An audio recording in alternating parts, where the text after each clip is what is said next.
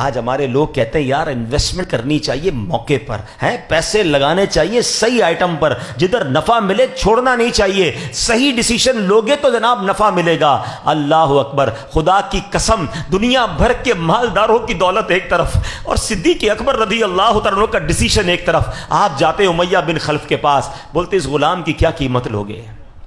یہ غلام مجھے دے دو، بہت مارتا تھا نا، یہ بتاؤ یہ غلام کتنے کا مجھے دو گے؟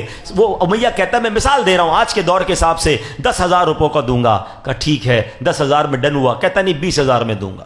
کہ 20,000 میں ڈن ہے۔ کہتا نہیں 30,000 میں دوں گا۔ یعنی اس زمانے کا جو کرنسی تھی امیہ ریٹ بڑھاتا گیا، آپ اوکے کرتے گئے، امیہ پھر سودے سے پھر جاتا، پھر ریٹ بڑھاتا۔ اس زمانے میں مثال کے طور پہ اگر غلام کی قیمت 10,000 تھی، حضرت ابوبکر سے اس نے 1,00,000 روپے طلب کیے، بہت مہنگی رقم بڑھا دی۔ حضرت ابوبکر صدیق نے کہا مجھے منظور ہے، اب ڈیل ہو گئی۔ امیہ پتہ ہے کیا کہتا ہے؟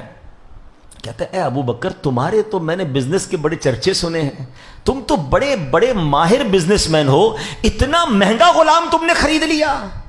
آئے ہائے، سنو حضرت ابو بکر کا جملہ، کہتے تم اس کی قیمت کیا جانو امیہ، تم اس سے زیادہ مانگتے، میں اس سے زیادہ تمہیں رقم دیتا۔ اے میرے پیارے اسلامی بھائیوں، وہ ہستی جو تپتی ریت پر بھی عہد کے نام نعرے بلند کرتی رہی، وہ ہستی جس کو کافر مارتے تھے کہ اللہ کے نبی کا انکار کرو، وہ غلام ہونے کے باوجود اللہ احد ربی اللہ کے نعرے بلند کرتا تھا، جس کو حضرت ابوبکر صدیق نے خرید کر اب امیہ بن خلف سے آزاد کیا۔ یہ کوئی اور نہیں ہے، یہ بھی کسی اور کی بات نہیں کر رہا، ہم سب کے امام، عاشقوں کے امام، مؤذن رسول حضرت بلال حبشی رضی اللہ تعالیٰ عنہ کی داستان ہے۔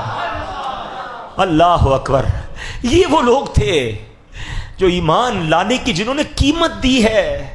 ٹرائی ٹو انڈرسٹینڈ، سمجھو۔ یا میرے بچوں جو نوجوان بیٹھے ہو نا، ہمیں تو پتہ ہی نہیں ایمان کیسے لایا جاتا ہے۔ میں اور آپ اللہ کا جتنا شکر ادا کرے کم ہے کہ ہم مسلمان گھرانے میں پیدا ہوئے، ہمارے ماں باپ مسلمان، ہماری اور آپ کے کانوں نے پہلی آواز جو سنی ہے وہ اللہ اکبر سنی ہے۔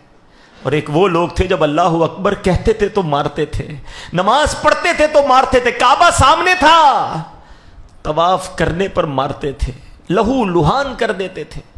صحابہ کرام کو بڑا ستایا گیا پیارے اسلامی بھائیوں، چٹائیوں میں باندھ کر دھونی دی گئی ہے، دھوئیں میں دم گھٹایا گیا، ڈبکیاں دیتے تھے، مگر ایسا لگتا تھا کہ جان چلی گئی پھر چھوڑتے تھے۔